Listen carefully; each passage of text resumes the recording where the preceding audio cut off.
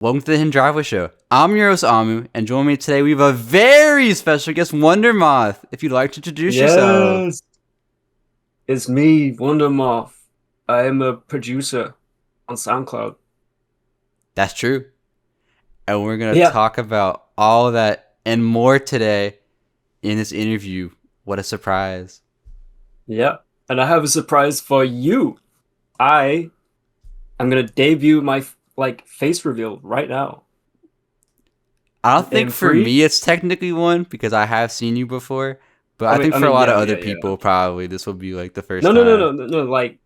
Okay, well, it's happening right now. In 3, 2, 1. Boom! It's me. Hello. Oh my gosh, that's the I'm really WonderMoth. here. Wow. Exactly. I'm in the cyberspace internet right now, but yeah, this is pretty much where I am. Yeah, do you have like gel to keep it up like that? Like, that's impressive. No, I just kind of wake up like this. I have like really curly hair, so yeah, it just I mean, I kind of guess mine's doing happens. a little bit too. Yeah, Yeah, okay. All right, well, nice yeah. to finally No meet you. gel needed. Yeah, nice to finally meet you, Wondermoth, face to Mm-hmm. face. All right, well, to get Yeah. us started, is there anything that you'd like to talk about? Not at the moment, but like I think maybe when the interview gets like rolling, we'll probably like start talking about things. Well, like the whole point is that you have like your own thing that like you want to talk about right here, right I now, mean, in this moment. nah, not really. I don't even know. Okay, well, Yeah, my I bad. guess what I I guess what I wanted to ask you about then was like, where does the name Wondermoth like come from? Because that's probably like Oh. top three producer names like in the scene for me. It's just fun to say. Well, I'm not very good with like naming things, and I really liked like the creature moth. I thought moths like were really cool. Like I don't even know where the wonder part even got there. The wonder shit just like spawned into my name. So, but I'm terrible with names. Like yeah. So, yeah. I'm kind of like confused that you're saying that's top three proj names because I feel like it feels like something I made like 5 minutes to think of. Like, oh, Wondermuff, that sounds tough. But Well, it yeah, does sound tough. it It's like really fun is. to say. It's a fun name to say, and I like seeing it when people Yeah, put I in mean, their song like, title. I know, we used to like joke about Wondermuff all the time, like 2 years ago, going like Wondermuff because I had a tag before, but I stopped using it because I just thought it was like really corny. So Oh, yeah, like the really deep one. yeah, yeah, yeah. But that's gonna be like a deep cut. I don't think most people know that. There's only like 2 songs that people know I know of. Hobby Lobby used it. Yeah, actually Isaac's no wait. Yeah, Isaac's used one of my tags for one of his songs, but I can't remember. It's been so long ago. I'm trying to think of who else I would should be in my try top that tag three. Like, again. what are Yeah. some producer names that you like then, just so I can see what your metric is? Names that I like. uh I don't even know. Like Bappy's pretty cool. Like it's like happy for Yeah, Bappy, you but know? Bappy, yeah. Yeah. That's the only name I can think of right now. No, I mean there's a lot of the one word like the one word ones I really like Isaac's. Like that's just a hard name. I mean, that's just yeah, that's hard, but like that is just like Isaac's name. Yeah, it's still cool though. It's memorable, like stuff like that. I think that's True. why I like Wonder Moth so much because it's like it's very memorable, but it's also just like Yeah. all right. Well, to get into how I found out about you initially, so we're gonna go back in time quite a bit now, all the way back to 2022 when KG first started. Because going into that, like I knew Carter or Chapter 226 already because I'd known him for forever. But then I also learned about other people like Bappy, like Alfred Morose, and Yep. Isaacs, who at the time went by the Bob Father. The first time that I really engaged with your music though was when Stitch Fragments came out, which was like Yep. I think a week after the very first Hidden Driveway interview came out. So it's kind of weird how Right. like kind of like long ago that was at this point. Cause I remember that was like Yeah. that super recent No, project. time's going like pretty quickly. Fun fact, I didn't like consider it is kind of crazy that people still talk about it like only like two people, obviously, but like back then I really like was so like bad at producing. And like it was terrible. Like and like I really do feel like I've grown so much more during then. Like I think that was like the first thing where I was like thinking to myself like holy shit, I actually suck, so I gotta lock in. Wait, for And Stitch like Fragments, you think that sucks? yes. Dude, Yeah. Swerve is so hard. I was listening to that like last night. I think that was definitely like a good motivator to like send like good beats to people, you know. I Mm-hmm. mean, God bless fucking Chloe, man. Fucking, I actually completely like. I'm surprised Chloe even like didn't even cut me off and blocked me on Discord. Like, Chloe really just like fucked with me that much that we made a thing. We made it happen, and it's even more crazy when you go back because like Chloe really like fucked with everything I made. So it was like, damn, you know, Chloe's a real one for that one. Mm-hmm. Yeah, because they were like the first. I think you were the first person in the scene that they'd met because it was back in like 2020. Yeah, me and Chloe started music at the same time. So that's I wouldn't say we're rivals, but like we definitely have been like I mean at the start we did bounce off from like each other like musically, you know, like getting ideas, I guess. But Mm-hmm. I think once I started like talking to like other people, like Tony and all that, I was like bouncing off them, like their sound kind of not stealing their sound, by the way. You know, y'all are really I different. mean, So yeah. you know, Loki, like, yeah, I stole off Tony's sound. Nah, I'm just playing. And for those that don't know, Tony is That's 2004. 2004. Yeah. Yeah. Yeah. How did you and Chloe like meet initially? See, I think it was like, I don't even remember fully myself. It was a bit long now. It was like Newground, not even like Newgrounds, but like some guy that like really uh was into like Newgrounds animation. That's how Chloe wasn't even about like music until like a couple of months later after I met Chloe. And that's like when we like really was like locking in with like every album like ever. Like back then we would just like listen to music like all the time, you Mm-hmm. know. So yeah. No, I was It the was same way during COVID because you had like nothing better to do.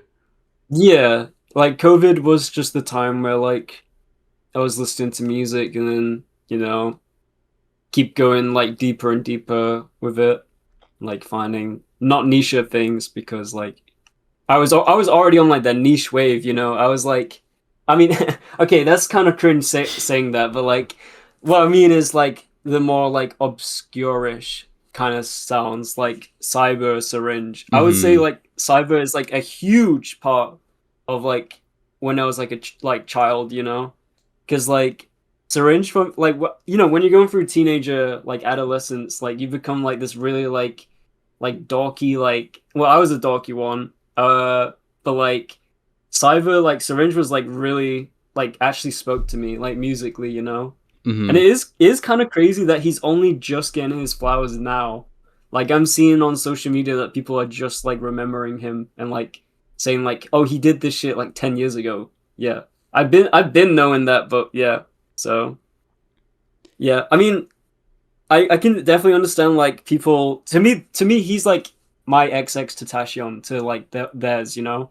Like you know when the Yeah. people say like, "Oh, he made the XX Tentacion vibe." That's how I feel about like Syringe, you know? Like he kind of just made like his own world and it's like really influential to me. Yeah. I need to go back to his stuff, but I know like Hell Horse was such like, a crazy project for me like during high school. Like the production is also like so crazy to this day. Is like how did like people even think of this? And then that's how I go into like Blank Body and then like pretty much the rest was like history kinda. Mm-hmm. Like that's pretty much like a core into like what I you know produce. I always have like Blank Body and like A counter in the back of my mind, you know. Like those two specifically. Um yeah. Yeah. Well, going back to Stitch Fragments, that project kind of established the very like I guess like the colorful bouncy feel that a lot of your beats have. that are like what I think of when I think of your music, and Yeah. it immediately made me invested in your work. And since then, you've become one of my favorite producers in the scene. So I guess I was just wondering how you initially got into making music in the first place, and who some of your influences are. Like, I know you just mentioned some, but I know there's others too. Yeah, I mean, yeah, Blank Body, A Counter, fuck. I mean, those two, Like Drang Gang, I know is also like really up there for yeah, you. I mean, I guess. Well, for the tread stuff, like it would have to be working on dying because like Mm-hmm. there's not really any other like like Forza especially, right? Forza is like so crazy. It is kind of sad that they just really kicked him out. But yeah.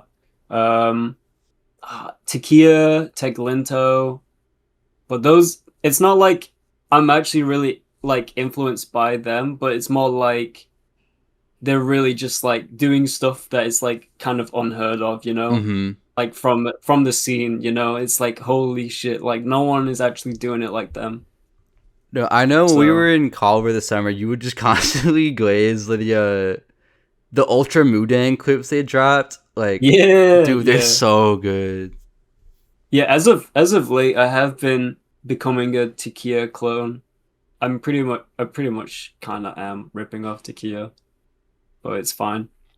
Yeah, At least I'm not like becoming a boring rage producer, you know? I'm like doing something a little bit different.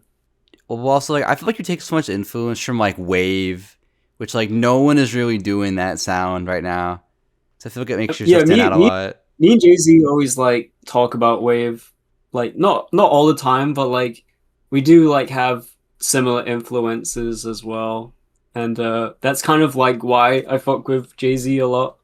Like we really like understand like the importance of it all. And like Mm-hmm. yeah, Yeah, it's kind of the last main reason why I like wanted to make folklore with them and stuff because they're really cool. Shout out Jay-Z. big shout out. Last night I was actually listening to the 2014 through 2019 like Blank Body comp for the first time. And like Mm. hearing that, like I feel like a lot of your DNA is definitely through that project also. But instead of having the like washed out feel, a lot of the synths have they're way more like present and like poppy, I think, in Mm. comparison to like how that project Okay. sounds. Maybe. I mean, definitely for like my really early music, that's for sure. But like, I feel like most people have that DNA from like older prods, like without even realizing it, you know? Because what such a like importance and like early like wave beats, you know? Like I think people don't realize it sometimes that they like doing earlier genres and stuff. Like it's like accidental. It's like the other day when like Tony told me like he made like a plug beat on accident because he like used like mostly like pure E sounds and like I think with some people sometimes you just like you know accidentally make the stuff that people do previously, you know, Mm-hmm. just depending on like what plugins you use, I guess. Yeah, Wave was such a cool sound that I wish was around more. Like I know there's like a Gunk song that came out recently that like is Wave, but outside of that, I really don't hear that sound like ever. Okay, I think one of the things that does kind of annoy me a little bit is if you don't make like a certain sound that like everyone else is doing, it won't like get plays, you know? Like you have to like send that shit to like people to like really like make that shit like go rolling, you know? I've been seeing like recently like Tread is coming back a little bit. Like it's gonna take probably a couple of I mean okay, every time we say this, like it's just never happening, right? It's like the curse of Tread itself. Like it's just it dies with working on dying because whenever someone tries to reinvent it, it just doesn't go anywhere. But like I have been like on and off with it, and it's like people just can't like, you know, get around it because like they want to hop on like other beats that like producers are like working towards, like other sounds, you know. I guess because like Tread is already like said and done, you know, it's already set in stone. And like Rage is like way more popular, so that's like what people want to rap on. And that's why Tread will probably never like pick up, you know, steam. Yeah, but also I feel like they could definitely fuse like Rage and Tread like super easily. Yeah. I mean, we'll see. I'm definitely not like giving up on it. I am a bit of a fool. I don't know if you ever heard the track and field clips that like friend group dropped last year, but we were trying to do like tread, but if they were like heroin beats essentially, like that was that, and I feel Yeah. like that could potentially be a way that they Okay, get I somewhere think just because it's combining with the current sound, but I don't know. yeah, maybe. I mean, I'm not really too sure about that, but I would like to be proven wrong, and that might be like the next thing. Yeah, I mean CZ is also pushing tread really heavily, and then like Carter of course is always doing it. So like I don't know. There's still people that support the Mm. movement even if it's not like a big thing. Well, I mean, like, I know it's not like fully like dead because like I have been told like the other day that like the one song I like actually did for like when I sent out to Ahmed, people were saying that song was good. So like it's not like there is a demand for it. It's just like I guess it's my fault because I'm not like too active. So we'll see. Yeah, because like unfortunately, like producers can't get big on their own. Like they have to work with a rapper, and that's when they Yeah. people start noticing their stuff. Unfortunately, Yeah. but yeah. So you would generally say that like a lot of your influences are from like the early to mid 2010s in terms of your production. Yeah. Yeah, is there any more recent stuff that inspires you, or is it mainly like Takia and like stuff like that? It's it really is just Takia. I guess like ignoring Takia, it would be just like the 2020 like sound. I wasn't really like a huge fan of the 2020 sound, but like I kind of do get it. Like that's kind of like when people were just doing anything on SoundCloud. So like the really digital sounding stuff is what you're saying. Like the Scolio stuff, like Mm-hmm. Scolio. I can't remember the one guy's name. Like there's like way too many 2020 prods, right? Have you heard of I have one to like, like CJ 808 mm, stuff? I know he's also from the UK. yeah, like Tenchi. I will name drop Keys as well. I think Keys is definitely helped me out in the past. But yeah, it is like kind of like really like smaller prods. Yeah, how would you say? Because I know you said you've changed your sound. Like, where would you say your current sound is at, like today, in comparison to like where it was at before? I'm gonna be real. I'm just making whatever sounds cool. That's like I'm gonna be like really honest about that. Because like the stuff I'm making now is not what I made like 2 years ago at all. But who knows? I might say fuck it and then I just make ambient shit again, you know? I don't know. The main thing I've been noticing recently is I feel like everyone I know has been making the music that they were trying to make like 5 years ago. If that makes sense. Yeah. Like they're finally fully realizing that. So I don't know if that's where you're at with it too. No, the opposite happened. I dropped my clips yesterday, and then I literally, I deadass realized this is what I want to pursue. Like, just not like a full. It doesn't have to be. Nothing has to be final, right? That's the thing. You can just like make genres, and like you can make other stuff. You don't have to like make a certain sound, but like as long as it has that like those like that 808 preset, like those are yours, and like you have your identity in that thing as Mm. long as it's displaying you in the genre, then like that's all good. That's all game. But as long as you're like having fun with it, that's all that really matters. Because I feel like people get like really like lost up and wind up into like making a certain like genre. You know, they have to focus on like two genres. And it's like you don't have to. You have to be a little bit more like versatile. Well, yeah, because it's like, let's say you're like, I really want to get rage placements, and you just make rage beats. Like no one fucks with you. Well, no one's gonna fuck with you. They fuck with you Yeah. because you make rage. I mean, yeah. I mean, I do. I've been like, I've watched your interviews in the past, and you always like name drop me when it comes to like tread discussions. But like, I really do like just make whatever I want to like make, you know? Mm-hmm. Yeah, like I do tread like I don't even know how to describe the beats I make. I guess like kind of like wave, I guess. Yeah. But like just as long as you're happy with what you're making, that's the only thing that really matters. Well, I was never saying that you were like a tread producer, but I was saying that you made a lot of tread stuff. Yeah, yeah, yeah.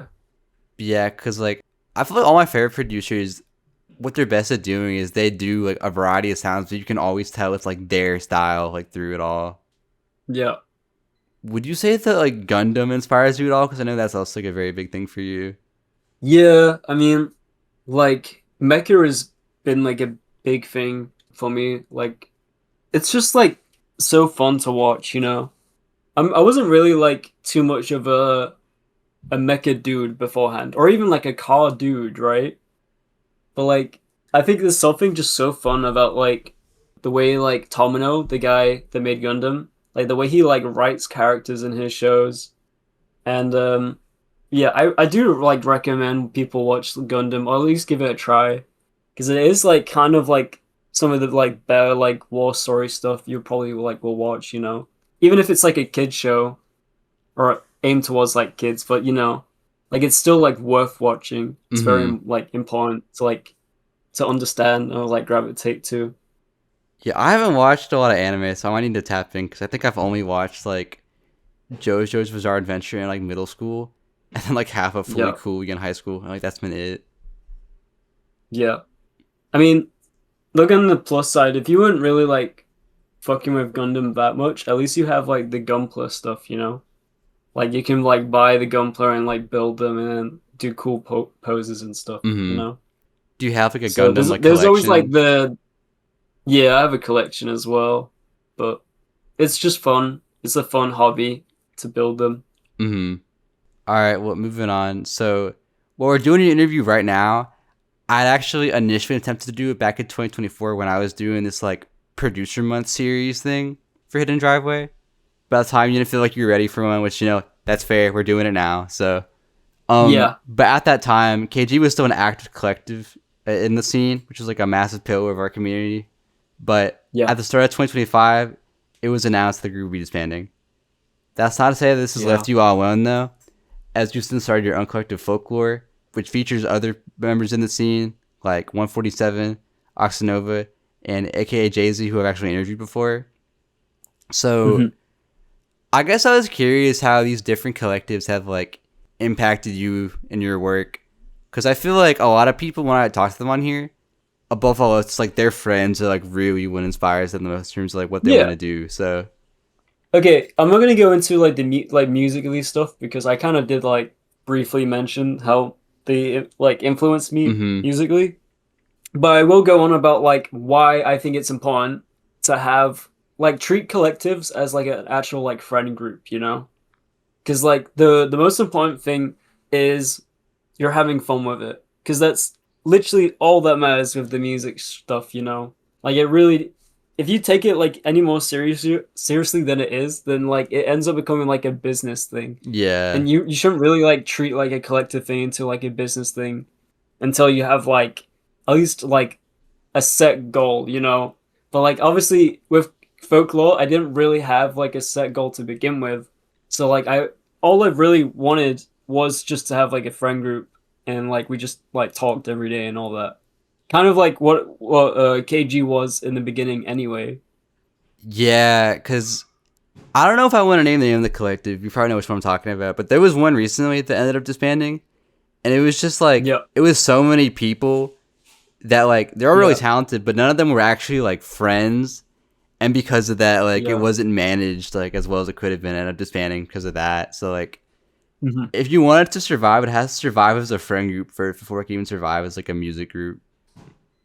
Yeah, because it's cool to be like part of it, but like I think after like a month, you're just like, dude, why did I sign up to this? Or like, and you probably want to like upload stuff on your like own profile or whatever. But like, I've always kind of hated the idea of that. Like, you would only just use like a collective to just like repost other people's like music that was in the collective. Like, I just kind of wanted to like showcase like collaboration, like collaborating and stuff like that, you know. But yeah, but obviously everyone's kind of busy, so that's why we're not like super active with folklore. So, and I'm not like gonna set like like crazy deadlines for them either. So it'll be like once in like a blue moon type of thing, really. Yeah, that's how friend group has been too. Because it's like everyone is friends and still talks every day, so it doesn't matter that music's not getting made. But it's like it's not just a priority right now, just because like everyone's so busy. That's how it should be anyway. So Yeah, I guess like how would you compare like KG like to Folklore, like if you had to? Pretty much the same. I'm keeping KG alive. But KG2. yeah, Nah, but like it really is just like me talking to people and like that's it. And then like maybe sending like 2 mails in one day and then they might hit. yeah, but I imagine I you're much mean, further most along in your production now than like you were, because that was like yeah. 4 years ago compared to like right now. I think the next step for folklore is that we make a professional folklore team. No, mahjong team, right? Folklore mahjong team, and like we go into tournaments and we like gamble against like grannies, and like I think that would be like fire. Yeah. I feel like Jay-Z is really good at mahjong for some reason. No, no, no. I don't think Jay-Z has ever like played mahjong actually. But I feel like she would be though. Bro, I will say this much. I've been playing Mahjong for like way over a year now, and I'm still terrible at the game. Like, it doesn't matter how good you get, bro. Like, you're just gonna be like, your luck will just like be terrible one day. So, I never watched her play it, but my grandma used to have these like mahjong nights with her friends that she would go out and do. So like, I think she was goated at it. yeah, that's good. Yeah. Also, I meant to ask for this earlier, but like, cause you do vocals like a little bit, right? No, no, No, not at all, bro. Not at all. cause I I can heard some barely with like, my ears. yeah, but that's like from like 3 years ago or some bullshit. Is it something that you wanna explore more at all? I mean, I can barely speak English normally, so I don't think so. But I think like, music is like my music in itself is like my own voice. mm-hmm. Like I don't really need to do vocals. That's fair, cause again, I feel like your style is pretty clear through your music. I was just curious Yeah. because it was something I heard, so I don't know if it was something that you wanted to do more. Hmm. Because I know other people, like I know like Ty Cox said that he wants to like do vocals soon, and like I know Yeah, like if you know Scoot, like he started doing vocals. So yeah. also you and Scoot should work if y'all haven't. I feel like his melodies are pretty similar to like the ones that you write. I do want to work with a bunch of people, but it's like I do get a little like anxious like asking people. There's just like something I've had like a couple of bad experiences in the past, Mm-hmm. and it's just like I do get a little bit like anxious if they even want to like hit my mails and stuff. So yeah, I mean that'd be cool to see, just because again, like I want like, because I feel like you have been labbing with people like more recently and getting those like out there. So yeah. I mean, I have labs with a bunch of people. It's just it's either like I'm not proud of it or like I don't know. I guess I'm just not. I'm very picky. because do you see like the placements you get as like an extension of you also? I mean, I don't really care about the placements that much. It would be nice if people hopped on it, but like it really is just like I more or less just want to like work with like producers. Mm-hmm. I think that's my goal personally. Like it would be cool if like a big rap like I was saying earlier that I was trying to get like placements, but like I think the end goal for me at least is to just work with like other producers really. Yeah, that makes sense. You know, like you post a lot of But clips too, so I feel like you have a pretty I'm big kind of like body work out there as a producer already. yeah. I'm kind of already like at that point because I am like working with like Crystal in Folklore as well and like Tony and like Stone. So like I'm already like at that point. Mm-hmm. I'm in like a very comfortable position in music, right? So yeah. And Drew's the GOAT. I cannot forget Drew. Yeah, that makes sense.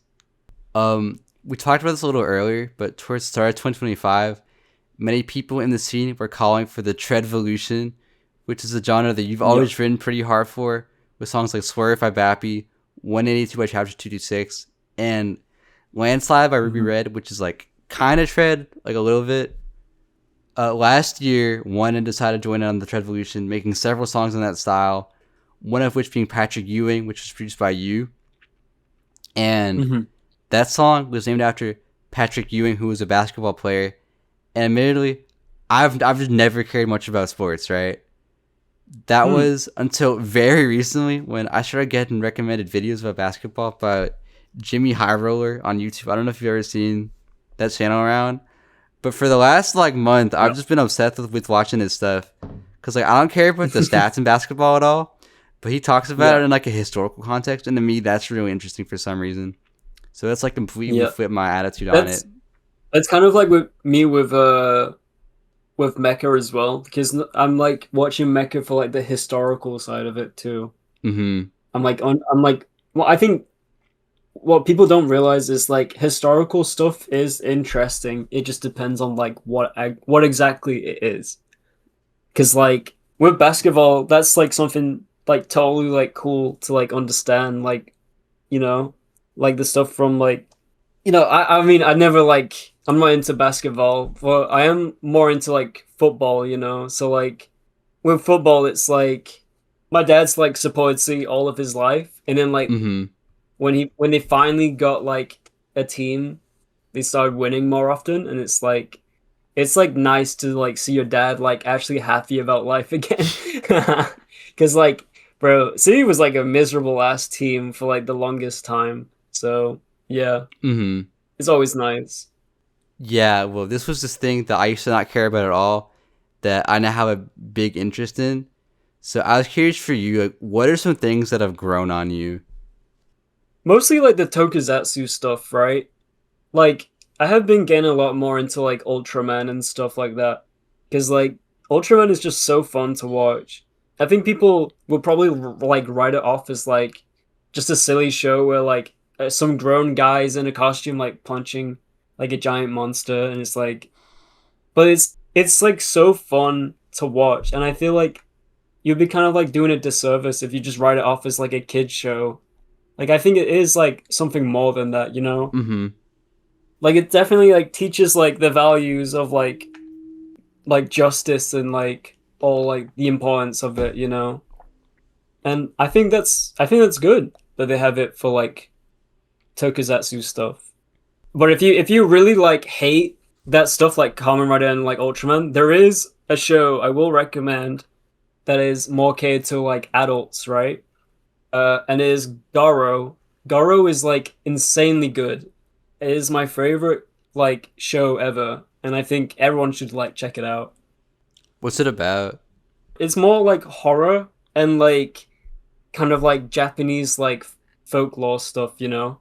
And like it's really like unusual. I've never seen anything like it.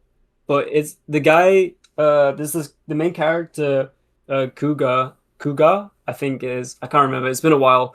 But he can like transform into this like golden like lion, like, and he's like so cool. I really like it.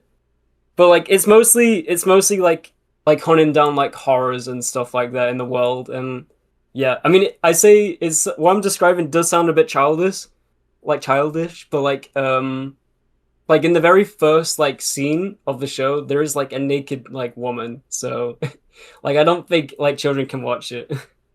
I mean, I like horror, so I'm gonna have to check that out. Yeah. No, definitely. You definitely have to watch Garo.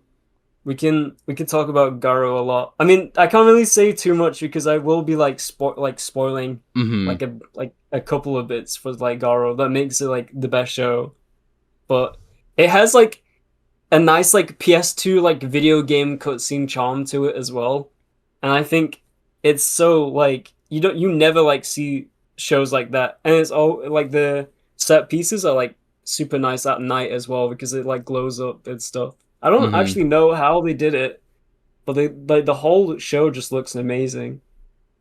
Yeah, I'll have to always I'm look it up talking specifically afterwards. the first two seasons though, by the way, not like the later ones, because there is a lot of Garo. Mm-hmm.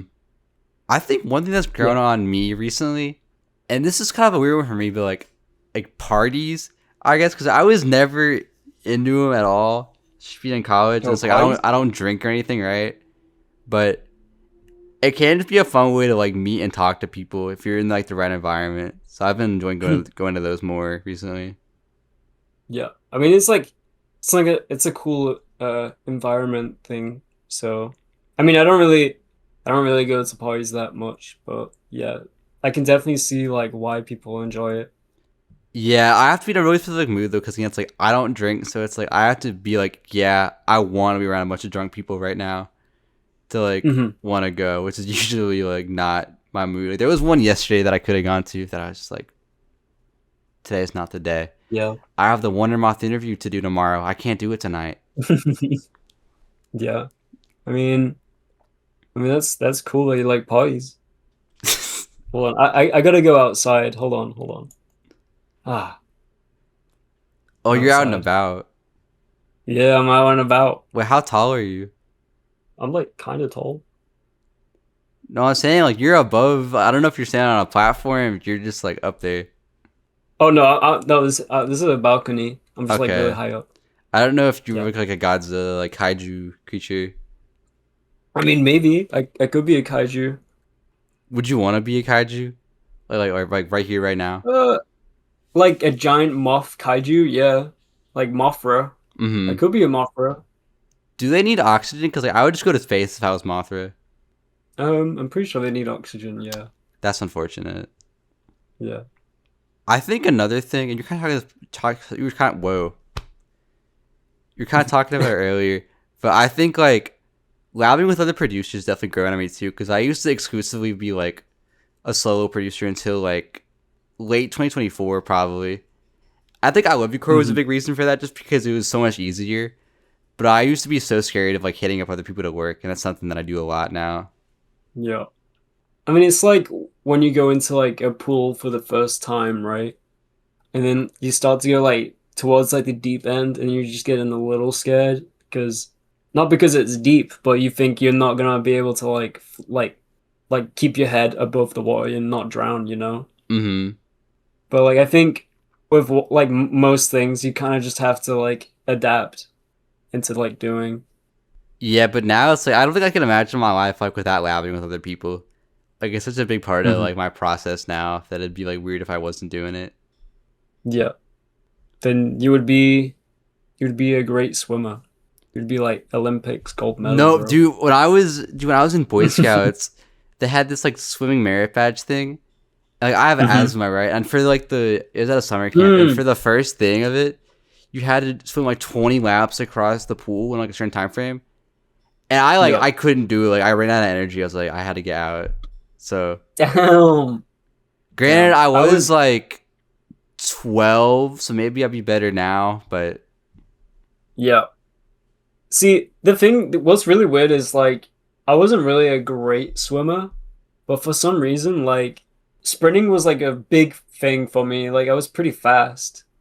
I'm definitely not fast anymore because like I have not been on like a treadmill in like a while, like a couple of years now. But like I was definitely like top five like runners and stuff. When we were doing like cross country in school, I hmm was definitely like always like up there. I mean, if you have it in you, you can definitely get back to it. Maybe. I mean, that's if you feel like putting in the effort, though. But Maybe. We'll see. no, I'm really fast too. But I can't showcase it in this environment. But Yeah. there's this running technique I found where it's like you like gallop, but you like push your body forward like this, and you go really far, really fast. Oh yeah. So Like a horse. yeah, like it's like because you're jumping too, but you're also propelling yourself forward, so you just get so much airtime and you're covering so much distance. I think it uses Yep. less energy too because you're like not doing a lot because you're like in the air half the time. But I found that's the way to go really fast. Mm-hmm. Yeah. Something else that I found is that I always love when producers drop beat clips, as it's a great way to get an update of where they currently are as an artist, and they can be fun to look back on later too, just because like sometimes beats off those clips will get like placed, and then you go back and you're like, wait a minute, like I heard like the 182 and like the Patrick Ewing beats like in some of your clips when I was going back for him for this, so Mm. cool seeing where they came from. Mm. You've dropped a lot of them that I really enjoy, And your most recent one, as of when we're recording this, which came out yesterday actually, is Resurrection, which features some solo beats as well as some collabs from 147, Stealths, and Isaacs. So, given that song's title, what are some things that you wish we could like just bring back, like we're doing this again? This could be people. This can be like a trend. This could be like whatever. Oh, you mean like the name? Oh, I watched the movie Resurrection like the other day, and I was like, that was a cool ass movie. And that's it. I wasn't actually like Resurrection like genres. Well, okay, but that's what I'm talking about now. Than I was thinking. I mean, yeah, fuck it, bro. Let's resurrect Tread in 2020. You know, beats. Let's do it. Nah, I'm just playing. You know, there doesn't have to be like, we don't have to resurrect genres, but all I know is you gotta watch the movie Resurrection 2025. What's it about? I mean, I can't really like sit like.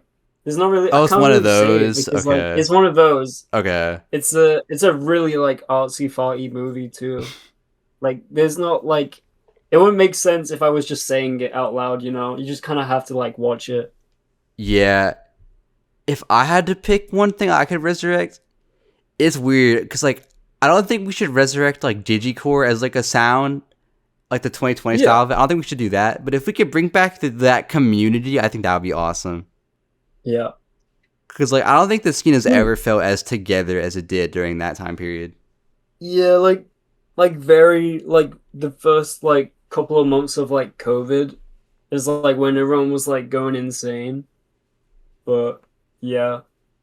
I mean, I won't say I would bring it back or like resurrect it as a whole because it's still, I would say it's like still alive, right? But like I would say like you just need to keep looking, you know? You have to like look in certain places and you will like find it again. You'll find someone that will have that thing.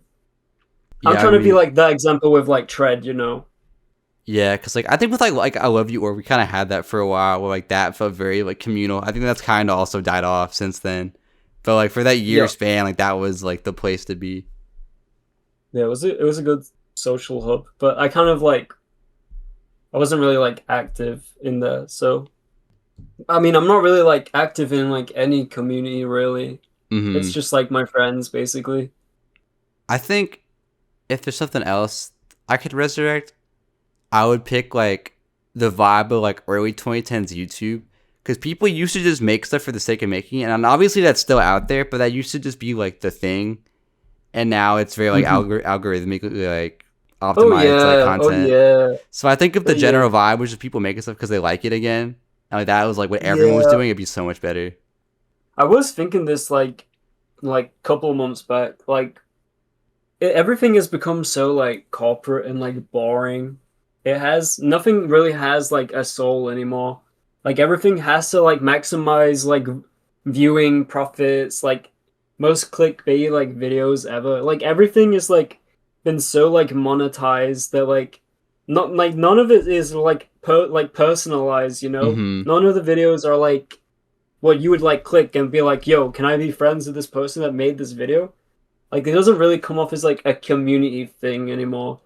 But like depending on like where you are, I mean, this also goes for like smaller communities though as well, right? Like you can still relive the smaller community like 2000s YouTube if you just look hard enough, right? But obviously that you have to sacrifice like a lot of time to like get to that point, you know? While it should have been like it should be like there for like everyone, you know? Yeah. Like Mr. Beast, it really is just the fault of all of this, really. Like if we didn't have like Mr. Beast formatted like videos, like we wouldn't have like this many issues with YouTube to begin with. But also, I will say that like even if it wasn't Mr. Beast doing it, I think someone like him would have come along that would have done it anyways. Like I feel like his like style video is kind of like an inevitability.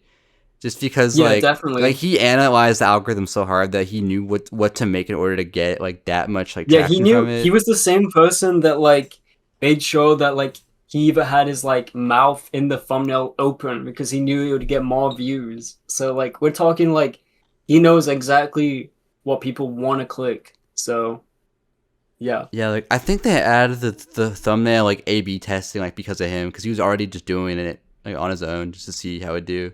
Yeah. I used to watch a lot of YouTube back in the day, and like I think I think YouTube really did die when like commentary channels came, because that's when everyone was like lazily like talking about drama while like playing CS Surf, and it was definitely like the beginning of the end, you know?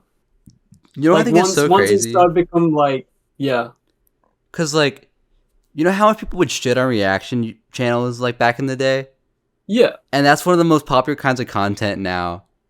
Hmm. Like it's crazy how big that flip was. I mean, that's kind of like karma, right? Like it kind of just comes back to you. Like there's Twitch streamers now that will like react to videos and they'll leave them on in the background while they go to like use the bathroom or something, and they're still getting paid like thousands of dollars. Yeah, it's cool. Yeah, who were you watching like back in the day? Bro, like everyone. Where do I even start? Like I was like there at the beginning. I guess like KSI, right? Like fuck, like I kind of did just watch like everyone.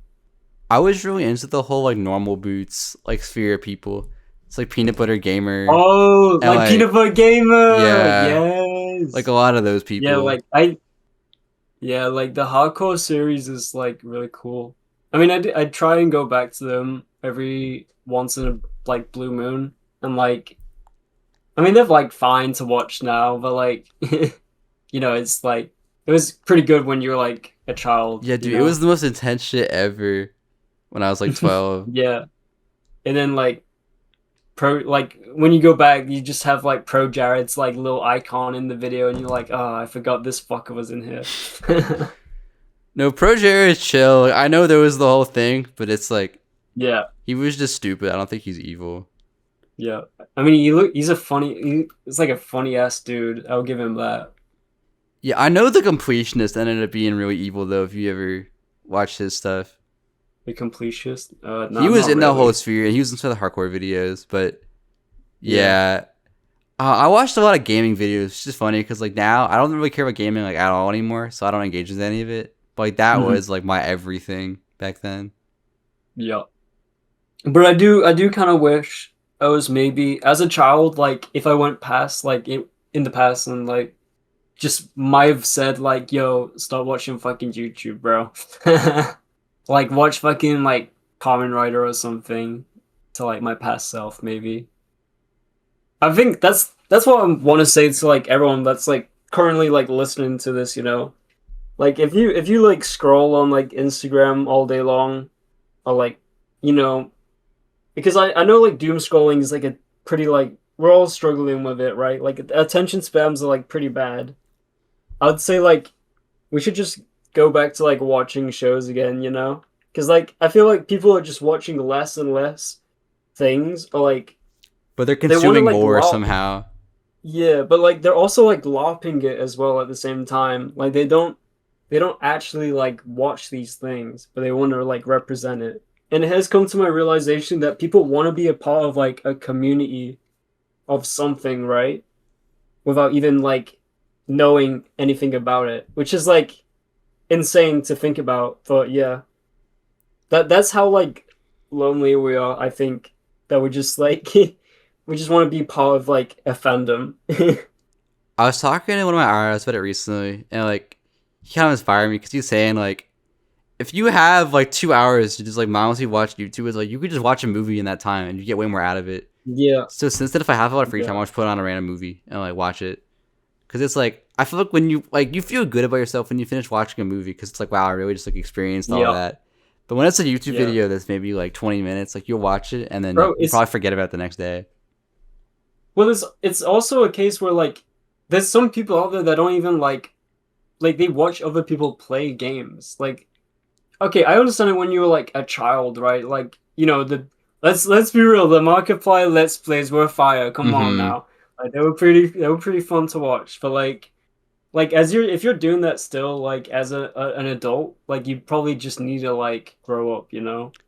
Well, I don't know if I fully agree with that because part of the appeal with like reaction videos is like you see a thing that you like and it's Yeah. like maybe it's like a certain person you like watching, you get to see like their reaction to it, and it's kind of like you're Okay, showing it to a friend in a way. I feel like this would apply to like album reactions, like other things, right? Yeah, Personally, I'm not into like when people react to like my favorite video game or like my favorite album or whatever, right? But it's more like for video games specifically, I feel like I don't know. I'm very like odd about. I mean, more power to you, I guess, right? I guess it's only entertaining when like Queso does it when he like plays like granny games and stuff. But like that's like about it, right? For me at least. yeah. I mean, like I don't watch Let's Plays anymore because I don't watch gaming content like in general. But it's like when I was a kid, like I would watch people do like Undertale Let's Plays, even though I'd already played the game. Because it's like I want to see what Jacksepticeye like does in this scenario. So like I understand why people still enjoy it. But I do believe like people need to like just like watch and play things, you know, instead of like laughing at. Yeah, you're definitely right though, because everyone wants to have some sort of sense of belonging, but also because people are like so lazy now, they don't want to put in the work to actually be involved in that thing. So like, I get that's kind of people that are like when they say they're like into like underground rap, but it's just like for you page stuff or whatever, like Hyperpop Daily posts, and they're not actually engaging with it, like any further than that. Yeah, I mean, yeah, definitely. I mean, it kind of sounds crazy, but I guess it is possible to LARP the underground scene, like without even like sending flowers to like the people that made it. Because I did definitely like see a lot of people that like hated like the underground scene for like the longest time, and then once it started like get more traction and stuff, that's like kind of like when they were like, oh yeah, I fuck with I fuck with all of these people, but it was never like the case. I think it's definitely become like a LARP thing now just to seem cool. Yeah, this was 2 years ago now, but when I did Kevin Got Swag 3's interview, he was telling me he was at some event where he was talking to some guy that was like hosting it, and Kevin has been putting on for like the underground for like forever, right? Yeah, definitely. And No One Be Rolling was performing, and the guy that was hosting the event didn't know who he was. He didn't know, did he? Yeah, and he got so angry that he didn't know who he was, because it's like, how do you not know who No One Be Rolling is if you're like hosting like an underground like concert, like he's at your event, like how do you not know this? Like I can understand if you like listen to like one, because the underground is like many aspects, right? But like if you don't listen to like as like a host thing, you should like know everyone. That is like kind of like insane. And I feel like most of these like repost pages they only get like paid in like promo, and it has to be like the certain current trendy sound. This kind of goes back to like way earlier in the interview, but like you have to have that specific profitable, like you have to capitalize on it, on that sound, and that's like the only people that they will actually know in the scene. And that's why they go like really weird when it comes to like Blade or like Quinn, like they should really like send like the flowers to the people that made the shit.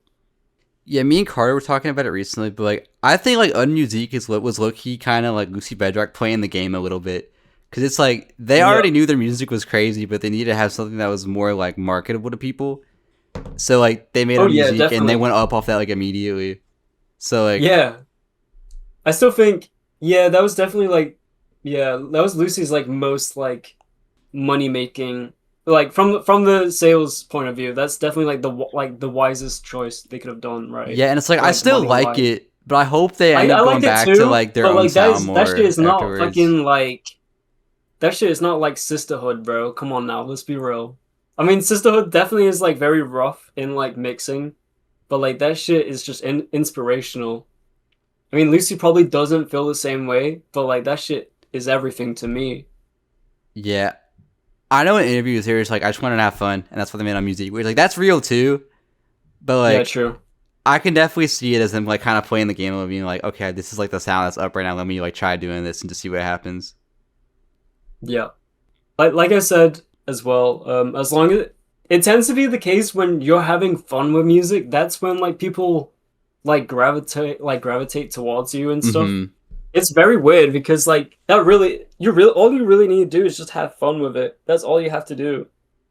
Yeah, I know. I did LA Bill's interview recently. She was saying that exact thing where like I don't know how familiar you are with her stuff, but she was doing like rock stuff for a while, and then shifted to hip hop over the last few years.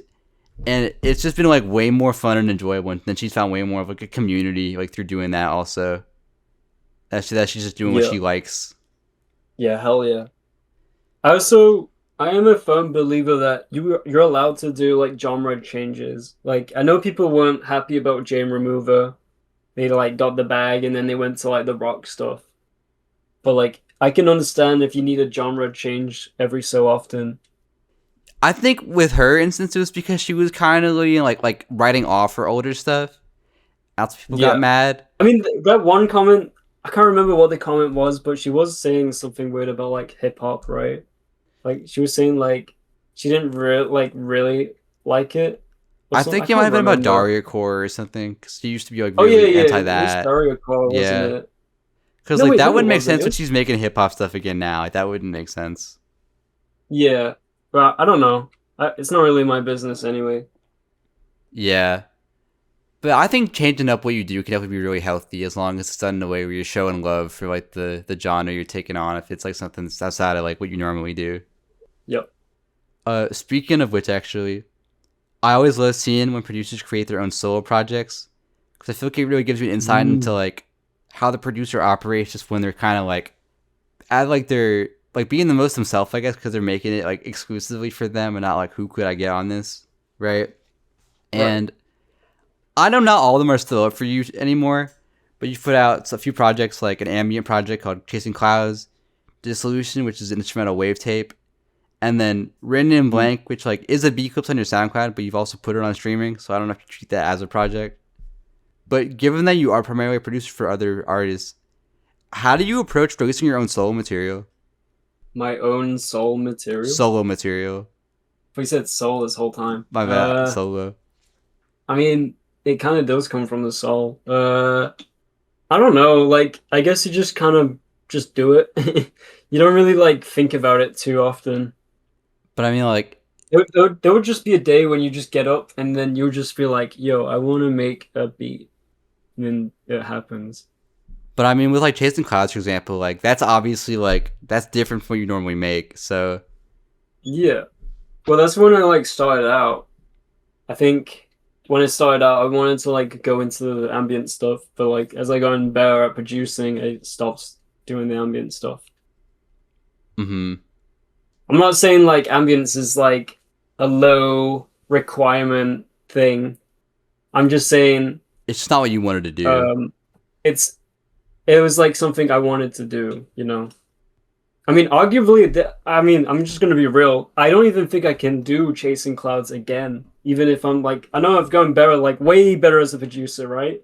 But I'm not even too sure if I can even do it again, because I was using there's only like one good thing about FL, and that's like Patcher, and like I was abusing the fuck out of Patcher when it came to Chasing Clouds. Like I actually like worked my ass off on that one, but yeah. But for the other ones, it was just kind of like beats that you really like that you want to put out like as a project. Yeah. I don't know. I was like asking people about that because I know like with Isaac, like he has like the dance projects that are like very different than like his like beat work that he puts out, and then like Adome or like Free Car had that whole like shoegaze project from like a few years ago.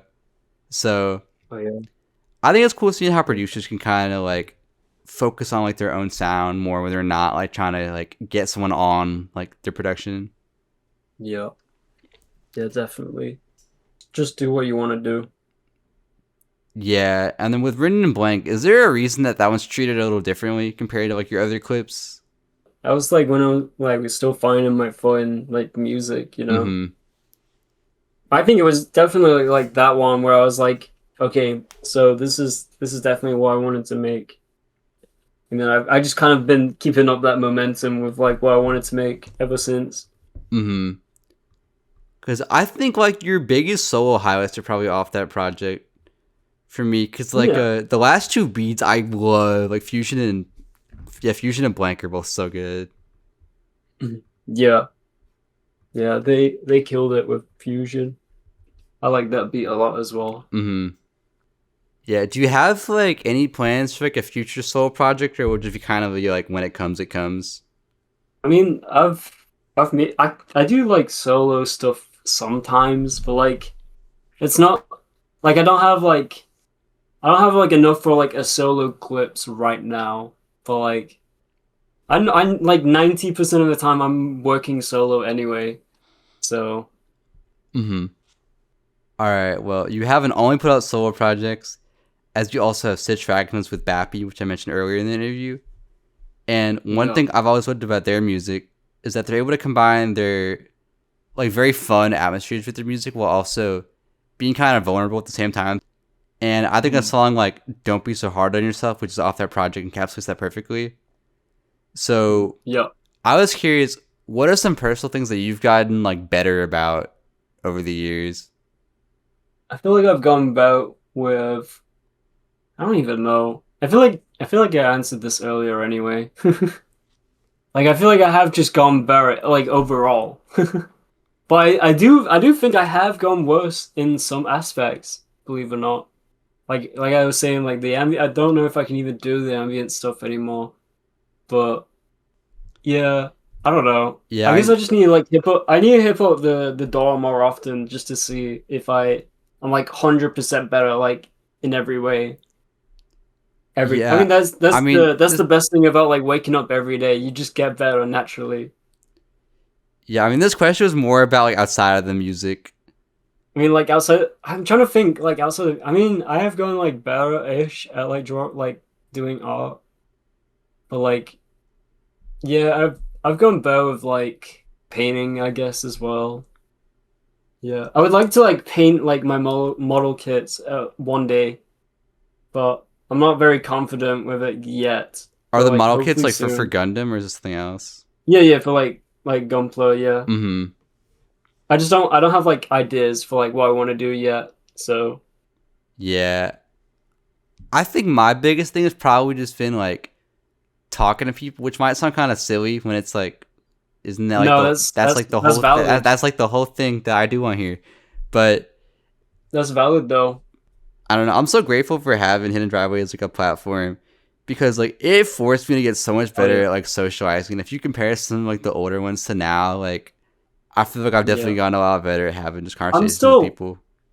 I'm still terrible at talking, but like that's just because of like that's like me, you know. Like I don't that's not something I can like ever like cure, you know. But like at least I'm like actively, you know, talking, you know.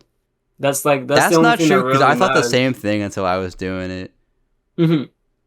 Well, you see, like I wanted to do what you're doing as well, actually. I was trying to do a radio station, but then I realized I'm really just not like a social person in general. Hmm. So I can't do what you do. I was thinking that oh yeah, it would be kind of fire if I was like a co-host or whatever. But like I really can't do it. I try at least I tried, but I mean, what did you try? it was like a radio station, but I don't know. It was like I'm not very good when it comes to like reading a script, kind of, or like keeping in topic of like what is like needs to be like told on the broadcast or whatever. Mm, So I mean, the way you do it is like very lax because you like kind of already know the person most of the time, most of the but time, like yeah. you already do like research on the person. So yeah, but like yeah, when you do broadcasts, you have to like save for like specific things, and it's just like it's not really like fun, you know. Yeah, I know. I'm getting my own student radio show like next week actually. So like I'll have to see how that Yeah, goes because then I have to because ours is on air yeah, too, so I have to file with, like the SEC and whatever, which is like very different than like how yeah, this works. yeah. Like I don't know what Crystal does in like real life, but they have mentioned that they like go to like a community like college like radio station.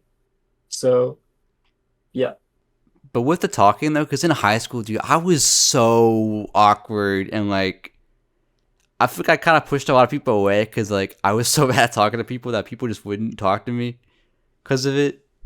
Like I still had friends obviously, but like I was bad at making new friends because of that.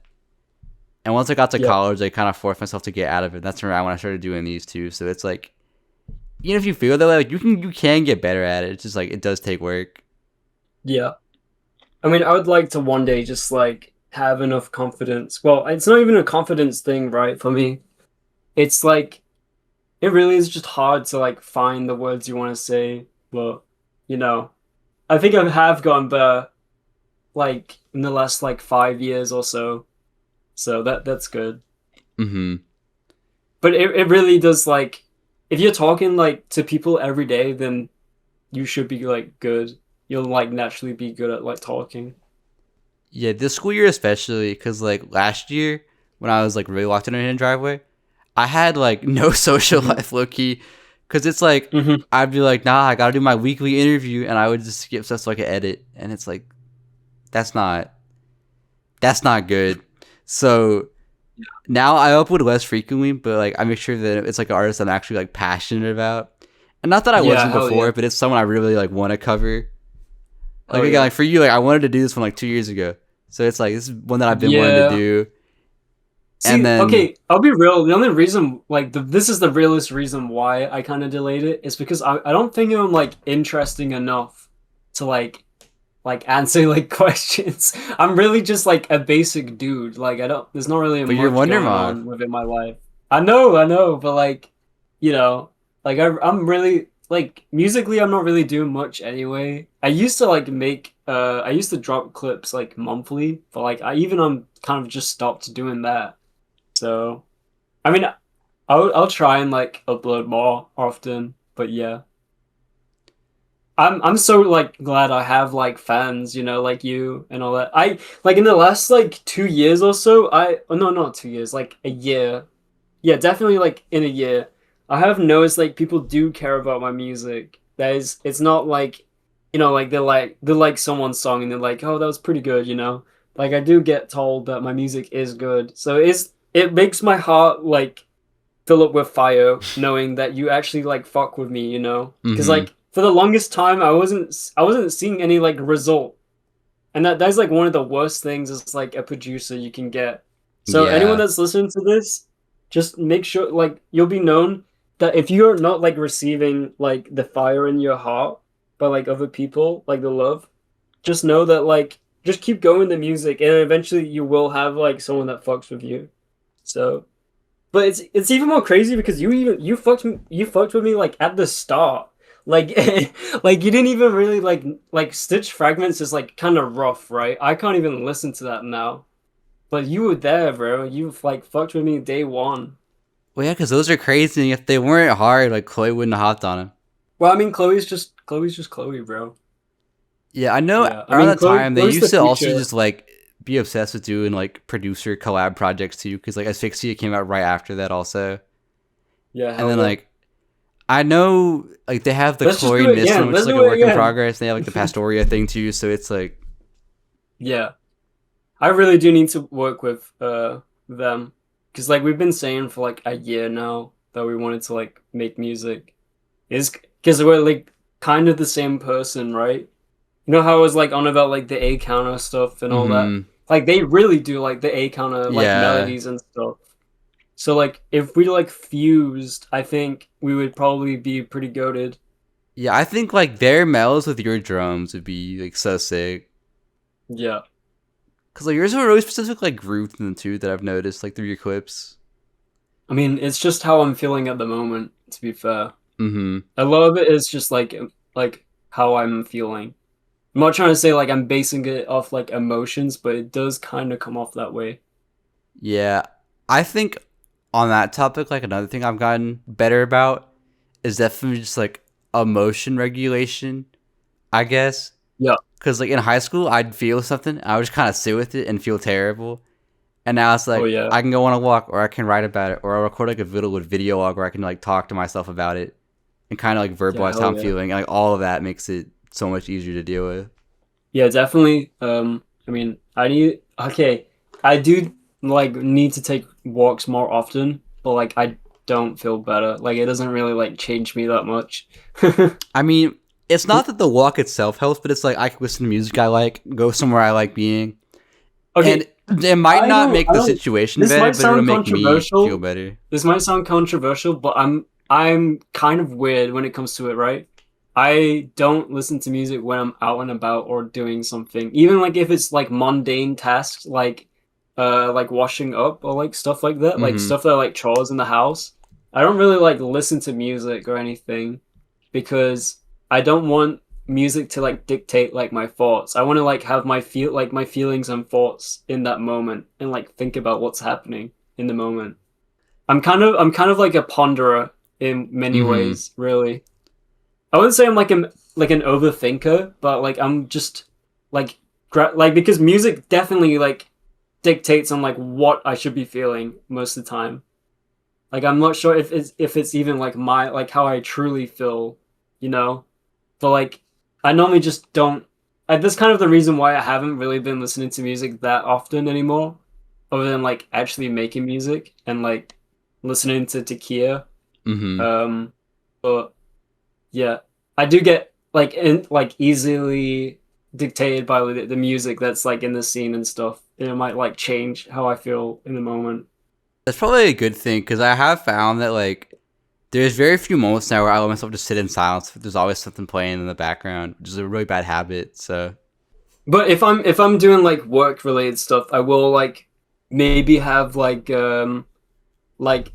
IDM or like something in the background, like really like low, not like too loud, but like low, because it mm-hmm. is like it's like intelligent music, you know.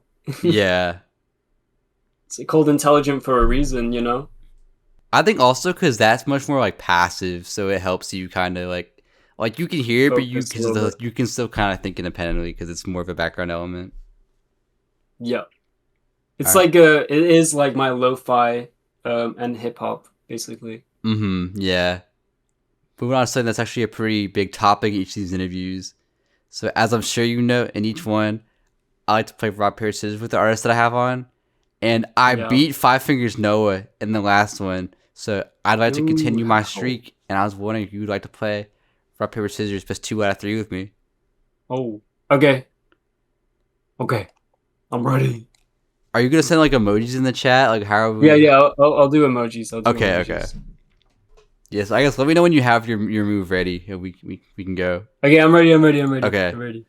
I'm Rock, ready. paper, scissors, shoot, tie. Oh, we draw. We draw. Okay, Okay. Hold on. Hold on. Hold on. Hold on. Hold on. Okay. Okay. Go. Go. okay. Rock, paper, scissors, shoot. Oh, Tied what the fuck? again. Yo, Okay. yo, yo. Come on. Rock. Okay. Oh, Rock, paper, paper, scissors, scissors, shoot. shoot. What? Okay, this next one though. Okay, bro. Rock, paper, Paper, scissors, scissors, shoot. shoot. Okay. Bro, okay, come on now. Like I delayed that a little bit. Bro, I saw that you delayed that like 2 seconds. No, I don't think Yeah, so. okay, bro, okay. Okay. Okay, Rock, okay, whatever. paper, Paper, scissors, shoot, scissors, shoot. tie. How? Okay. Okay. Rock. Rock, paper, scissors. Wait, no, Oh, hold on, hold on, oh, hold you on. weren't ready yet? Thinking. Okay. I'm thinking. I'm thinking. I'm thinking.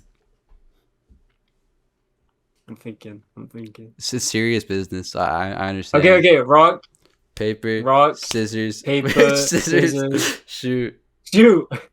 Oh my, yo, come on, bro. Okay.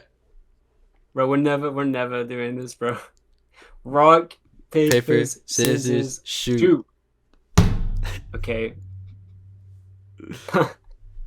Okay. Rock, Paper, scissors, scissors, shoot. shoot.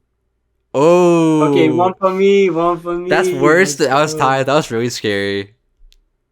One for me. Okay. Okay. Rock, Rock, paper, papers, scissors, scissors, shoot. shoot. Oh. Oh, you, bro. I won. Okay, okay. I won. I won. I won. I won.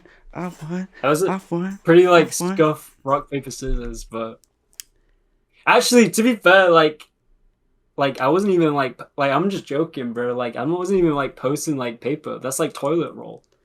Like that don't even count. Cause you think you're the shit, but you're not. But you're not. Bro, it didn't count. It didn't. Oh, okay. You know. I don't even care, bro. I will say, don't want to be with the camera off, because normally, like, the rock paper scissors segments are like the easiest part of the video to edit because I just want to play out. But like in this case, I have to put all of them on screen now because it was a longer one. I gotta do all of that. So like, I may have one, but you get the last laugh. I have to put all of that on screen now.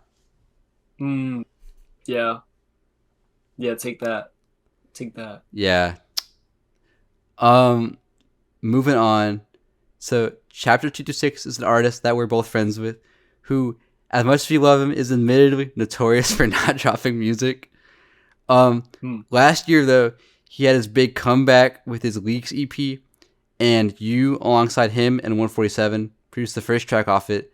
The Lights Are Blinding. I know for him, getting music out can be a struggle at times, but it's always so worth it when he's able to. So, what are some things that you've had to push through that are ultimately like worth it? I mean, musically, I think I had to like push out Halloween clips because I did realize like I was really like not fucking with music like at all back then.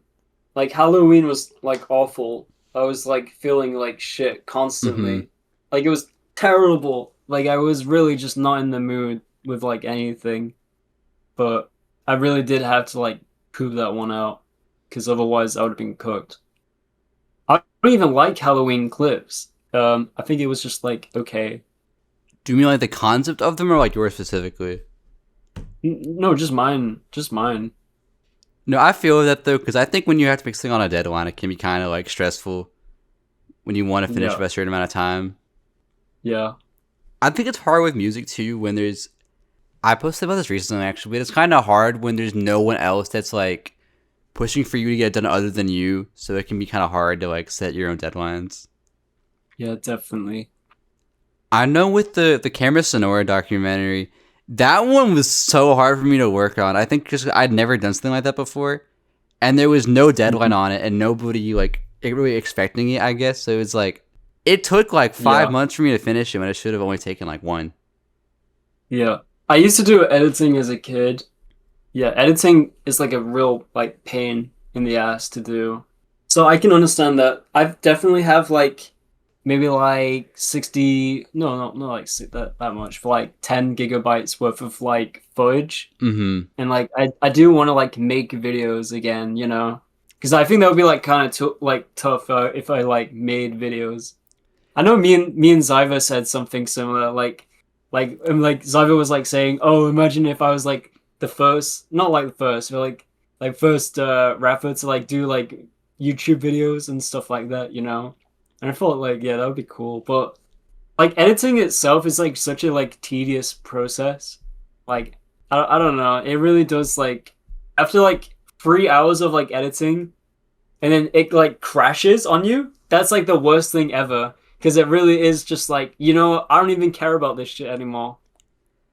I haven't had that happen, thankfully. But when I used to animate, I had that happen a lot, and it was so demotivating. Yeah, animating is like pretty like horrible. I don't understand how people do it. No, we need you to make more Sybyr AMVs. Yeah, we can do that. I was saying that in a VC like the other day, right? We should bring back like AMVs and all that. But yeah. Well, I'll do it. Fuck it. I'll do it, bro. I'll do it just for you. Thank you. Did you ever watch those like Animal Jam videos where they would be like in the club and they just type the lyrics of a song out like as they came on? Yeah. We gotta bring that back. Them. Yeah, we need to bring back that as well.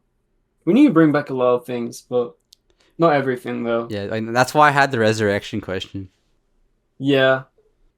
Yeah, I don't know. I think just with art in general, it can be kind of hard to feel motivated to like get stuff done again, especially when we're smaller and don't have as much of an audience. It's like outside of like our friends who might listen, sometimes it's like there's no one like waiting on it, so it's like it'll get done when it gets done. So I feel that. That's like me with like everything though. I'm pretty sure like most people feel the same way when it comes to like just doing anything. Yeah, I mean you know this, but like I'm a bit of a procrastination demon, and for full transparency, the questions for this interview weren't finished until like 10 minutes before we started recording. So you know, it can be hard to get things done in a timely manner, but They always get done. They always get Yeah. done. From what I've noticed, people don't necessarily like care if you're like too perfect about things. It's like as long as you have the like drive to like do it in like due time and like yeah. But like procrastinating is like the worst thing to happen like ever. Like I pretty much procrastinate every time I wake up. So No, I do that with showering, which has been annoying. Not that I don't, not that I don't shower, ew, but it'll be sticky. like 2 in the morning. And I'm like, okay, I guess it's time to shower now. Well, I could have done it like 4 hours 2 earlier. in the morning, bro. No, because my sleep schedule has been really cooked, and I'll go to bed at like 3:30. Like that's been where I've been at Oh, recently. holy. Yeah. Every so often I'll like wake up early like in my time zone and then I'll just see like a full like stack MVC and I'm like, bro, like what are you guys doing? Dude, VC was lit at 4 a.m. one time, like during a Yeah. school week. Like that's how you know it's bad. Oh yeah, that's awful. Maybe I need to push through that too, because like it's been like this the whole school year, and it's just been getting worse and worse. It can sometimes just be out of your control. It's not though. It's just a time management thing. Yeah. Well, no, that also like stems from like time management, right? You will probably have like a lot of stuff going on in the day, and then like you're probably like, fuck, I need to like actually have time to like relax and like focus on myself. Or maybe even like make music. But then you look at the time and it's like already like 11. So you have to like make the boss call if you want to make music or if you just go sleep now. And that's Mm-hmm. kind of like I don't want to say it's like what's going on in the world right now, but like I do feel like we don't have as much free time. Like we do have to like sacrifice a lot of like our hobbies to like just have like money and a job.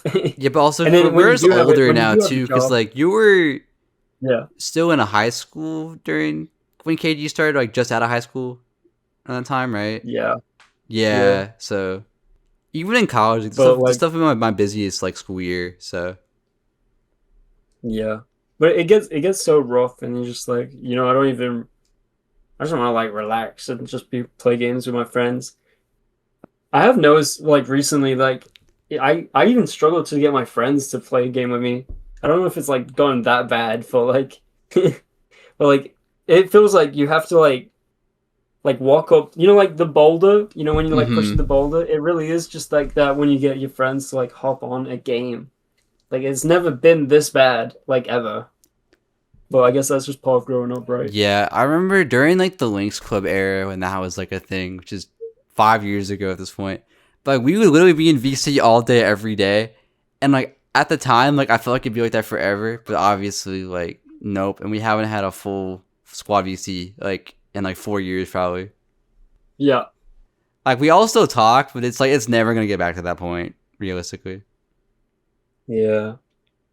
Yeah, we're definitely gonna be like 50 years old, and then we're just gonna be like rabbit, like thinking about the time. Oh, dude, you remember when like we were in VC and we were like talking about like bullshit all day long, and then we'd be like, yeah, it was so good.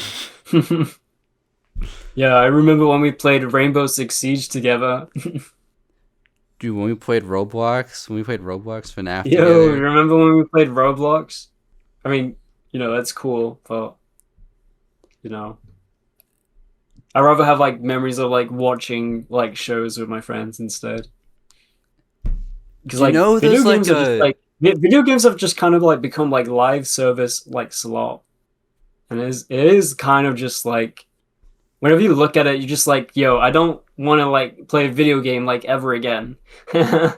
Like as much as I think like Bungie has like the best like art team in like the industry, it is like something that I would never touch like ever. An extraction shooter, like that's horrible. I'm not playing that shit.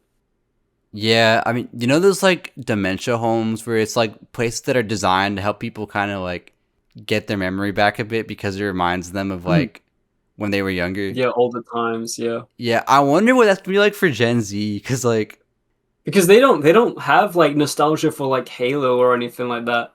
Or for like anything, right? Like a lot of it, like they'll have nostalgia for like Tong Tong Sahur. And I'm not really we're too no sure how we're that Gen Z. What do you mean? Oh yeah, true. You're right. Oh yeah, I'm in like alpha. Shit. No, we're gonna be in the retirement home thinking about Triple T. Yeah, we will be thinking about Triple T though. Those were the days. Those were the days. Yeah, but like, I don't know. Like, we definitely will just have like. I fear for like the next generation the most. To be fair though, because like the video game crash will happen. I will just say that straight up because like it has to happen now because like, there's just nothing coming out that I want to play. So, But also like, and that could it's be all us like getting older like too. remakes. I don't want to hate on everything they have because like Yeah, we're also just getting older.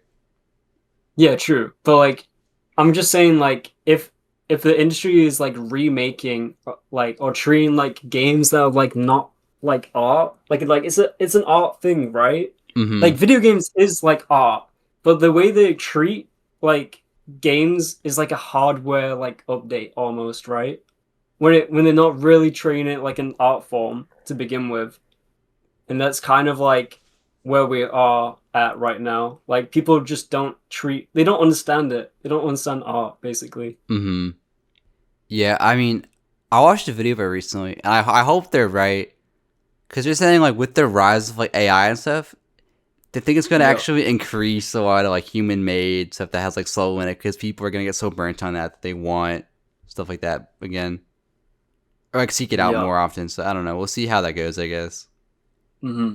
I know like the Sora AI shut down recently, so like there's hope. Yeah. Well, that I think once the bubble does pop, we will have to like figure out a way to like live. And I'm not looking forward to that. Like it'll be great if the AI bubble does, but like I'm not looking forward to it though. No, because the economic crash out, because that's like all that's holding up the economy right now is just AI. So Hmm. Yeah. we are looking at like the worst possible position, just being in like the young adult position, having to deal with that. Yeah. But like Yeah. I feel like every generation has like a crash around that time. So it's like, Yeah. I think this one will be like a lot more special though, because like we're like facing like climate change and stuff. There's gonna be like a lot of things that are gonna like erupt, you know? yeah, Probably stuff that we probably haven't like even really like thought about properly, you know? So we'll just see how it like plays out for now. And then I wouldn't say like we should be like fearful of it, but like just be like prepared of it. yeah, that's like across the bridge when you get there kind of thing, because like you know it's gonna happen. So it's like, why worry about Yeah. it? Yeah, exactly. And it's kind of like the reason why you should just like live your life because I definitely have like lived my life in fear a lot of the time. Like, oh, what if I will never like do this and do that, you know? And it's like I don't think you should like ever really do that. You should just like do what you're doing and like go to parties like you said, right? And I was talking to my grandpa when I was home for break a few weeks ago, and Yeah. he was just talking about how like he doesn't care about like anything anymore. He just does what makes him happy. And like, We're definitely gonna end up like him. to be fair, he's in the position where he's retired and he's already lived his whole life. 'Cause Yeah. he's 86, so like he can do that. We can't do that because we have to get to that point in the first place. But it's like I think he has the right idea. I don't think we will like retire though.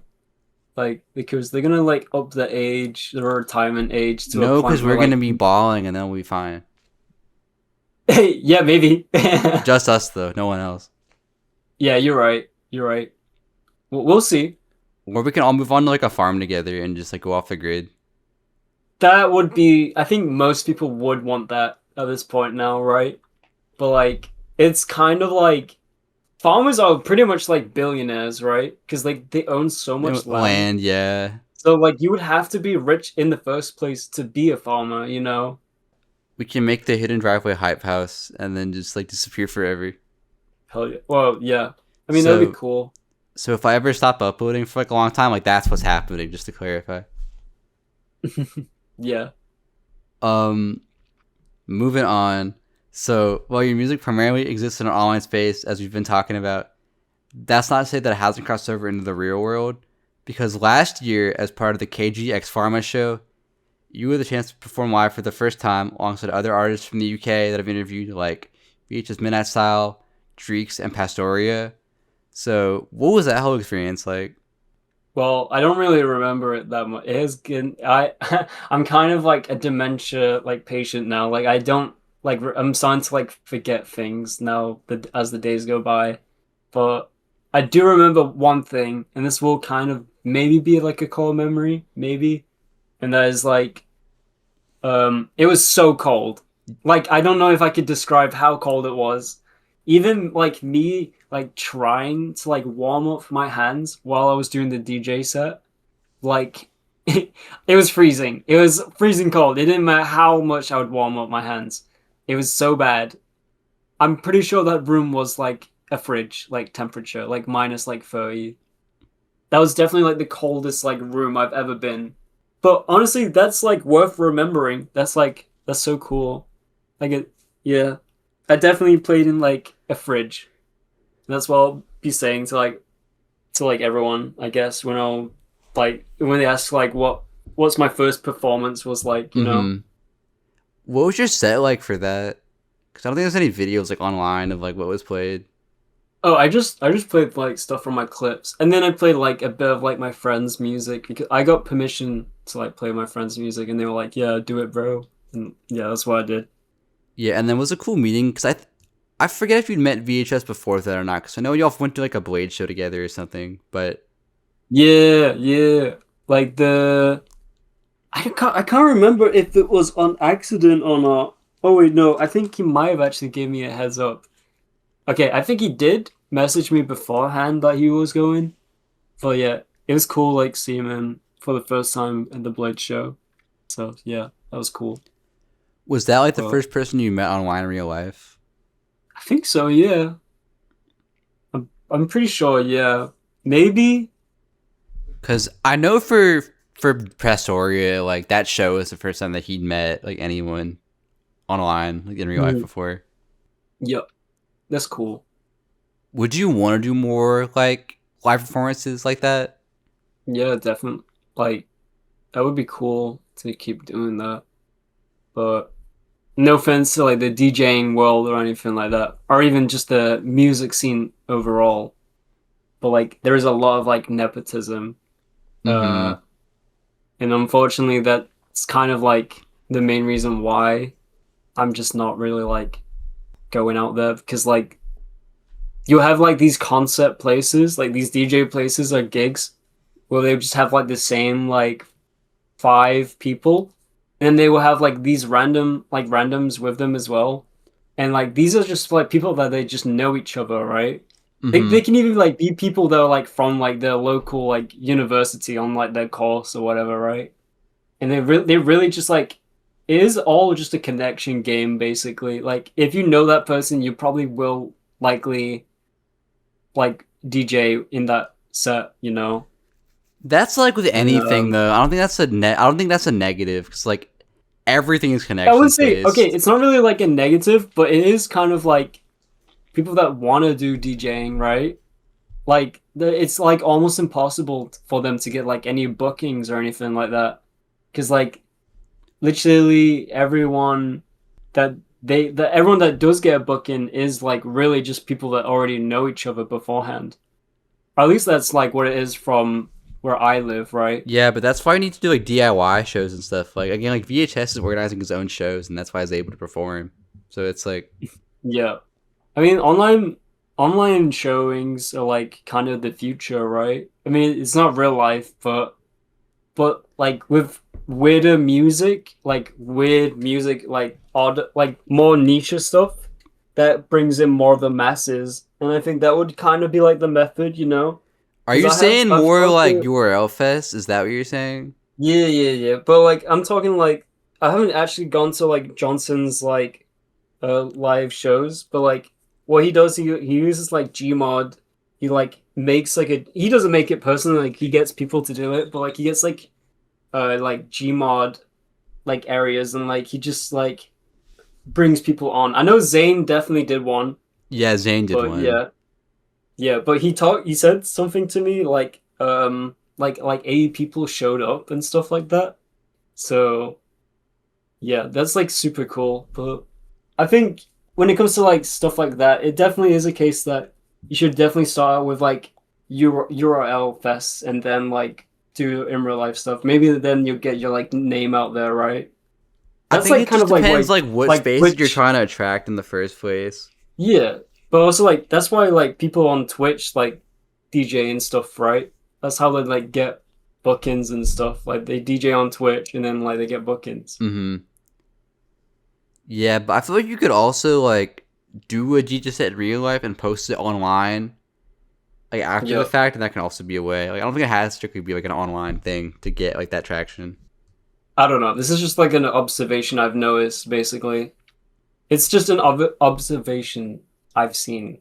Mm-hmm. I can't really like give like a full like educated guess, but like it's just what I'm seeing. Yeah. I'm just seeing how that's working out. I was also curious, like, do you think being from the UK like influences your music at all, or is that just like a like it's kind of you just kind of are? No, not really. It doesn't matter like what country you're from. I guess like the way I think affects me because like it rains all the time, so that probably has like an impact on the music, maybe. Mm-hmm. Because I know for VHS, like him being from the UK definitely has like an influence like on his music, or like CZ for example. So I don't know if it's like that for you also. Yeah.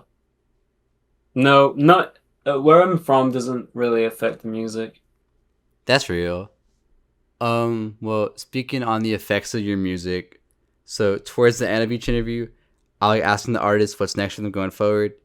And I was like asking producers about this too, just because it feels like their sound's always evolving. So, what do you Mhm. think is next for Wonder Moth? I don't know. Like make more music. Yeah. Why are you not trying to laugh? Not It's like, disrespectful. No, okay, seriously, I don't know. Like you listen to me, you either like fuck with me or you don't, right? right. So yeah. I mean, is there anything that you'd like to do in the future? Nah, not really. Anyone you want to work with? It, yeah, I work with anyone. Just hit me up. What if we labbed? Because I think I've been trying for a good like 3 years now. You sent me a mail. You sent me one mail, and I remember someone else hit it up. I was a little bit like, I don't really want to hit the mail anymore. I'm a bit like that. I'm sorry. Okay, what if I Like if send you you mellows send, right after? Because I have some mellows to send. yeah, sure. I'll see what I can do. I'll hit up the mails. We'll make it happen. Um, so you're kind of just going with the flow for right now and just seeing what happens. There's no real concrete like plans for going forward. Nope. All right. Well, I mean, yeah, and that works too. Yep. Just keep doing music, and that's it. That's all I can say to like anyone really. I want to Hmm. make sure this isn't like really about like my personal like drive, but I want to make sure it's like everyone's drive. But like everyone should just keep making music no matter what. True. And this has been a conversation topic recently, but like, if it doesn't feel fun for you in the moment, it's okay to take a break too. Like, it's not going anywhere. Yeah, obviously, definitely. Because like I know a lot of people that we're friends with have been struggling with that recently, and it's like you don't have to keep it going all the time. Like it's okay to take breaks. Whether if you're just trying to like figure out like the certain vibe or like the sound that you're trying to do, it really doesn't matter. Like I was like thinking about it like a couple of times like in the last year or so. It's like it gets to a point where you just like obviously like pinpointing like a certain vibe is important to the music, but like for sound wise, it's kind of like you can like figure it out, and it's very like inspirational once you do it. Hmm. Like you really start buzzing, and then you like start like like really flowering in your sound and stuff. And that's kind of like why I don't have a drive to begin with, because I'm like at a point where I'm like happy with what I'm doing. I mean, I feel like that would make it your drive though, because if you are happy, you'd feel more encouraged to like work on stuff. Yeah, yeah, obviously, but Unless we like think of it a different way. that just makes me feel like I can maybe like be a little bit more of a perfectionist, right? For like future projects. Like I can like maybe think, this is actually not like as good as my last one, you know? I don't think we should view projects like that because then it becomes like a constant like one-upping contest, and that's just not healthy. Like it's gotta be good in its own Oh way. yeah, definitely. Yeah, definitely. But I guess like I guess maybe I am treating it as like a one up, but like it really just does like depend on like what you're trying to make. I guess if I am ending up making like one-ups, actually not really because like there was like some really good beats I made like last year. I wouldn't even say I'm like one-upping myself all the time. It really is just like I'm playing around and having fun. And that's how it should be. Yeah. All right. Well, on that note, as the episode comes to a close, is there anything you want to give a shout out to? Yeah, I would shout out like everyone that fucks with me, obviously. My family, my friends. I want to shout out music personally too. I want to shout out Ultraman. I want to shout out Folklore. I want to shout out everyone. There's too many people. That's fair. You don't want to miss anyone. I get it. Yeah. All right. Well, But I will give special like highest like shout outs to like everyone in Folklore. Like, that's just family, right? mm-hmm. So everyone that's in Folklore. And if you're not like tapped in with Folklore, then like what are you doing? Definitely check them out. Those clips are like really, really good. So, Yeah. all right. Well, shout out all those people, and shout out WonderMoth. Thank you so much for doing this. Yeah. I know it's been a while, long time in the making, so I'm glad we got to make it happen. Had a lot of fun. All of this links will be in the description down below. So like, if you weren't tapped in with WonderMoth and you're all the way at the end of this for some reason, like please go do that. That's Yep. GOAT. I'll have 3 of my favorite songs of his in the playlist for Hidden Driveway that are on Spotify and SoundCloud. So Yeah. And I also asked Chloe to upload my latest clips onto streaming, so they might be on streaming. oh, do they run your streaming? Is that how that works? Yeah, Chloe's my manager. Oh, I didn't know that. Okay. Yeah. So definitely go run that up too. And is there anything else that you want to say? Because I think that's everything for me. Look at the sky for like 20 minutes without even listening to music. Just look out there in like silence. I'll open my window later so I can go look out there. Yeah. Thank you. Thank you for having me on. Of course. All right. Well, I'm Amu. This has been the Hidden Driveway Show. Thank you for watching. Goodbye. Thank you. Bye-bye.